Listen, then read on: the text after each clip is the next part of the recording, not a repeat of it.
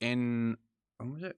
2022. If you listen on the podcast, you go all the way back to the very first episodes on the Mondayland podcast feed. And how I started was by, I'm going to write an album, because I remembered, oh yeah, the most progress I made in my music was by writing albums. An early question was, do I start singing on my albums or do I stay as an instrumental musician? Because it was my biggest fear that I had never actually done. So when I came into making music, I loved Prince. And I really wanted to be a pop star like Prince, which is utterly ridiculous when you look at me now. But anyway, kids. So that's what I wanted to do. So I wanted to sing from the very, very earliest age. And somehow, for various different reasons, which you can hear on the podcast, I just didn't do it. And then I avoided it and I avoided it. So at the ripe old age of 50 years old, I decided to start singing.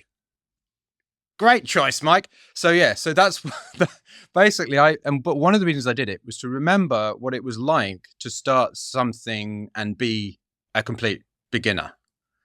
And it's been incredibly useful to me. And like actually talking about this growing past what you thought was good at the time, the first album I made as part of this process was one where I sang on it, and it's fully auto-tuned vocals because I had to lower the bar in terms of like the difficulty. It was 100% auto-tune. I wanted to be transparent about the fact that it was auto-tune.